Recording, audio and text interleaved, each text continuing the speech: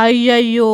ఎసోంటి గతొచ్చిందో జూడుర్రి రైతన్నకు. తహసీల్దార్ కాలు మొక్కితే తప్ప తనకు న్యాయం జరగదన్నట్టు తలొంచి కాలు మొక్కుతున్నాడు. కరీంనగర్ జిల్లా శంకరపట్నం మండలం తాడికల్ ఊర్లే శ్రీనివాస్ అనే ఈ రైతన్న భూమి రోడ్డు వెడల్పు కింద పోతున్నదట.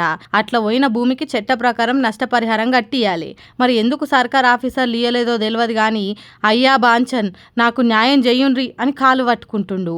భూమి లేకుంటే నాకు బతుకులేదు, ఆ భూమినే లేకుంటే చేస్తే నేనేం చేసి బతకాలే అని గిట్ల చేసిండు.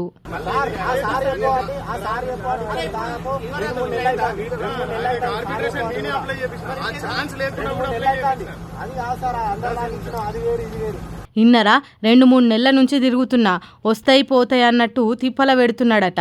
అందుకే రోడ్డుకు మట్టి తోడే జేసీపీ తొండెం కాడ కూర్చొని పని జరగకుండా ఆపిండు. పోలీసులు రోడ్డు కాంట్రాక్టర్ వచ్చి ఎంత లేపినా లేస్తలేడు. సర్కార్ నాకు నష్టపరిహారం ఇవ్వకుంటే నువ్వు ఎట్లా పని చేస్తావు అనేమంటున్నాడు ఇనుండ్రి.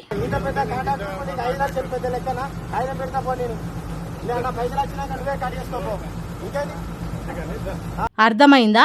ఇంత పెద్ద కాంట్రాక్టర్వు, నీకు 5 లక్షలు లెక్కన. నువ్వు ముందు ఇచ్చి పని చేసుకో. సర్కార్ నాకు పైసలు ఇస్తే నీకు ఇస్తా. కాగితం రాసి ఇమ్మంటావా చెప్పు, రాసిస్తా. కానీ ఇడికెంచి లేవ్వా అని గట్టి పట్టు మీద ఉన్నాడు. మరి సీనన్నకు ఎట్లా న్యాయం చేస్తారో ఎవరు న్యాయం చేస్తారో తెలియదు కానీ, ఓ రైతన్న తలోంచి ఆఫీసర్ కాలు మొక్కే కాలం తీసుకొచ్చిండ్రు అధికారులు. ఎసోంటి బతకాయ రైతన్నది అని బాధపడుతున్నారట. ఇది చూసిన తెలంగాణ పబ్లిక్.